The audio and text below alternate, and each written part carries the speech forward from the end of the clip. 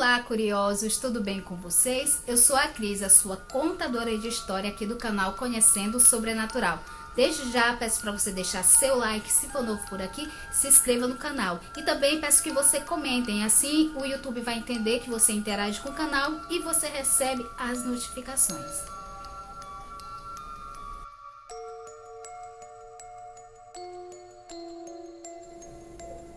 Então, curiosos, hoje trago mais uma vez o Recife Assombrado, tá certo? Peço para você deixar um like, se inscrever no canal se for novo por aqui e vá lá nas redes sociais de O Recife Assombrado, no site e também a página do Facebook, tá certo? E também tem um canal deles no YouTube, se vocês quiserem lá conhecer, fiquem à vontade.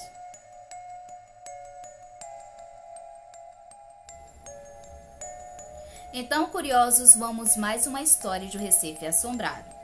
Concreto assombrado. Fantasmas e assombrações só habitam em lugares antigos e casarões velhos assombrados, cheios de teias de aranhas, móveis corcomidos, janelas com vidros quebrados e portas que rangem, certo? Não, precipitado leitor.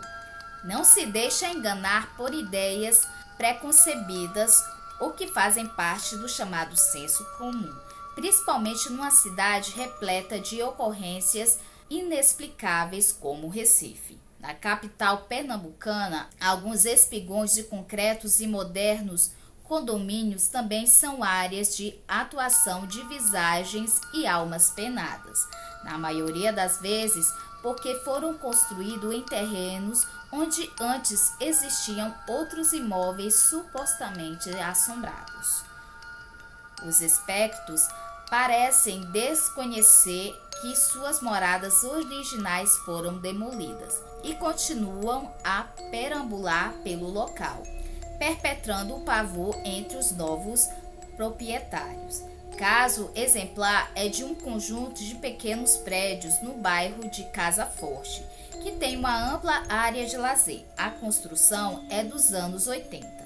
Quando as famílias se mudaram para lá, descobriram que iam conviver com uma vizinhança que não era feita de carne e osso. As crianças foram as primeiras a ver as assombrações, justamente no local onde se reuniam para brincar. Era uma mulher morena de cabelos escuros, escorridos, nua da cintura para cima, vestida apenas uma saia verde. Ela sempre aparecia no mesmo lugar, próximo a uma casinha na área externa do condomínio, onde ficam as vassouras e o material de limpeza usado pelo zelador. Um detalhe curioso é que cada vez que a mulher se deparava com uma das suas vítimas, repetia sempre o mesmo gesto, levantava a saia de forma desavergonhada. Nossa, que espírito safada! O medo era tão grande que ninguém nunca viu o que tinha por baixo da saia. Armaria, nem queira ver. Interessante também é que o espectro tinha uma hora certa para aparecer, sempre ao entardecer, sob a luz amarelada do sol se pondo. Os adultos do prédio também eram surpreendidos pela visagem. Respeitavam, porém, uma espécie de lei do silêncio para não assustar ainda mais as crianças. E ninguém nunca explicou a aparição. Certa vez ocorreu um fato inusitado que poderia ter relação com a mulher misteriosa. Um dos moradores tirou uma foto de seu bebê deitado no berço. Na imagem, além da criança, apareciam estranhas figuras espectrais, névoas semelhantes a rostos humanos. Uma índia de uma antiga tribo que viveu naquele lugar antes da colonização? Prédios luxuosos usados para grandes empreendimentos no Recife também são cenários de bizarras aparições. Um deles seria um hotel à beira-mar, na praia de Boa Viagem, assombrado pela loira do elevador. Falavam que, no turno da noite, todos evitavam pegar o elevador entre o primeiro e o segundo andar, pois uma mulher loira muito bonita e alta, com os olhos claros e um perfume muito bom, costumava aparecer. Dizem que se trata de uma aeromoça que sempre frequentava o hotel, em que estranhamente tinha medo dos andares mais altos. Sendo assim, sempre solicitava quartos nos paviamentos mais baixos.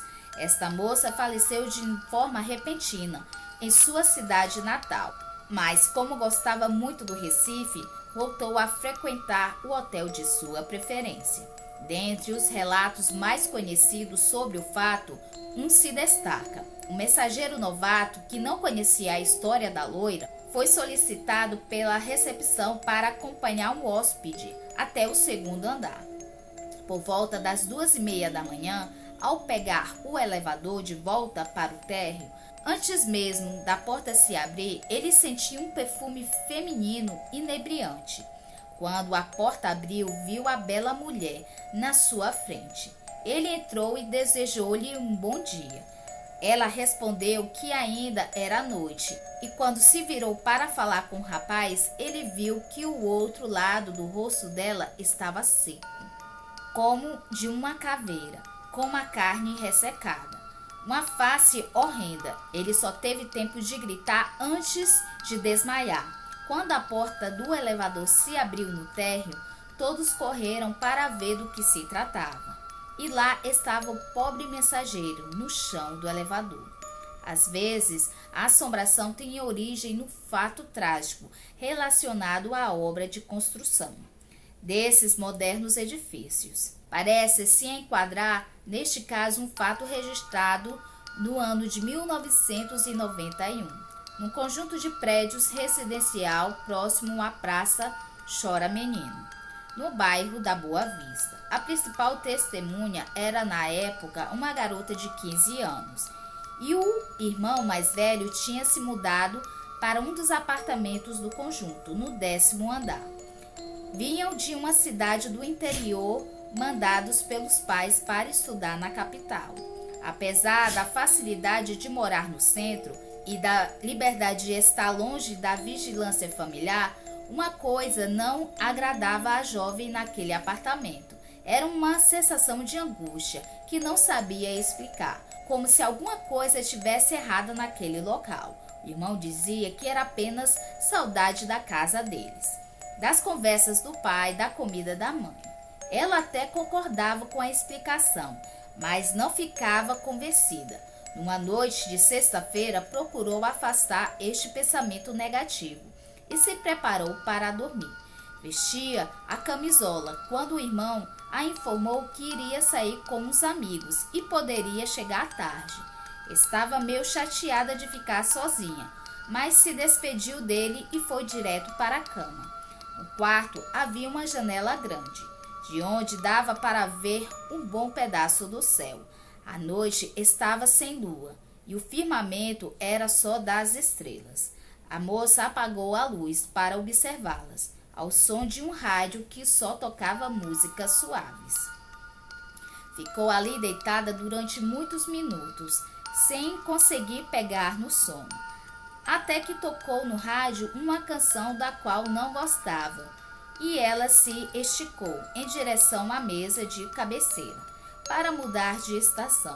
Quando se virou para a janela, viu que nela estava um homem corpulento, moreno e de cabelos escuros, que a olhava com uma expressão suplicante.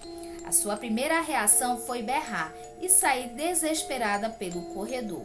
O medo era tanto que a jovem saiu do apartamento do jeito que estava. Ficou em frente ao elevador chorando compulsivamente. Os vizinhos logo chegaram para ver o que tinha acontecido, mas a coitada não conseguia dizer nada e nem queria voltar ao apartamento.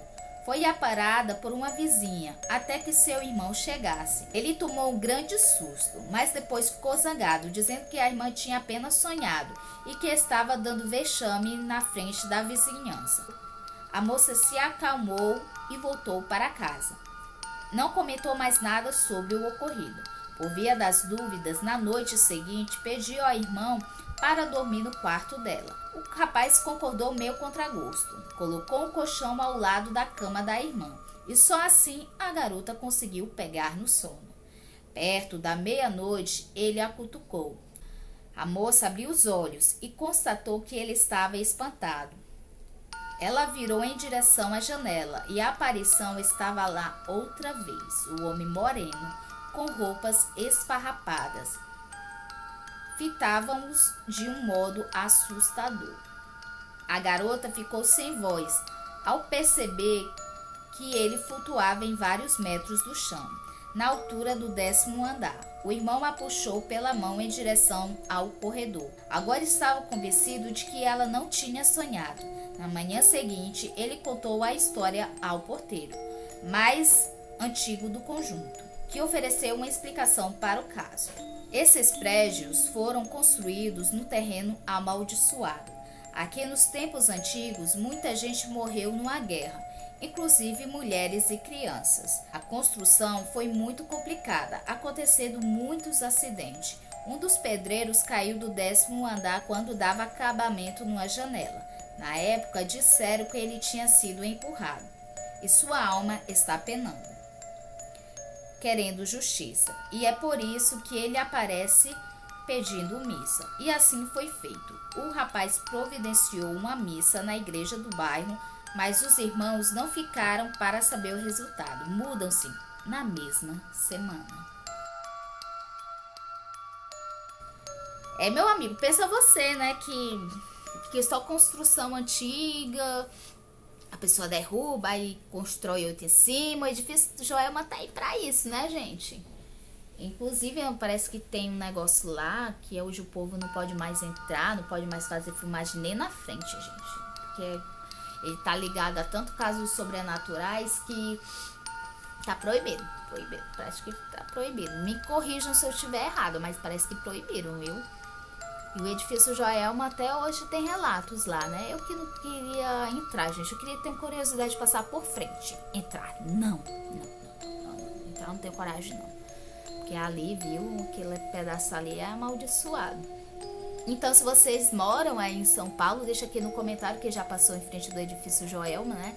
E se alguém mora em Recife, se tem algum local assim, como diz aqui a história, é complicado, gente. Eu que não tinha coragem de entrar num local muito assombrado, não, assim. Muitas pessoas gostariam que eu fizesse investigação. Gente, pra fazer investigação, primeiro tem que ser muito corajoso, segundo tem que ser muito louco. Entendeu? E eu não sou nenhuma das duas coisas. Não, é sem brincadeira, mas é verdade, gente. Porque tem que ter uma espiritualidade, entendeu, gente? A pessoa não pode simplesmente chegar no lugar e inventar de fazer uma investigação e não ter preparo espiritual, vamos dizer assim, e somente pegar uma câmera e filmar. Às vezes, capturar alguma coisa e vai que o espírito segue a pessoa. E aí, pra tirar a coisa ruim da sua vida? Gente, quem procurar acha. Eu, sinceramente, particularmente, eu não tenho espiritualidade pra me dar com essas coisas, pra ficar não é pesquisando, mas indo atrás, investigando esse tipo de coisa, gente. Isso aí é pra quem que tem um preparo espiritual. Eu, particularmente, eu gosto muito do canal do Investigação Sobrenatural, porque no canal dos meninos, não sei se vocês conhecem, mas eles têm todo um preparo espiritual. O Diel também, eu creio que o Diel do Investigação Fantasma tenha, que ele inclusive relata nos vídeos dele, e eles têm um preparo espiritual para poder entrar naquele local, para poder desfazer qualquer coisa. Eu, particularmente, não queria ser investigadora sobrenatural. Prefiro ficar aqui contando as histórias para vocês. Então, curiosos, muito obrigado. Não se esqueça de comentar aqui embaixo o que vocês acharam. Se for novo por aqui, se inscreva no canal. E peço para vocês também me seguir nas redes sociais. O link está tudo aqui na descrição. E até o próximo vídeo. Beijos da sua contadora de história favorita do YouTube. Tchau, curiosos!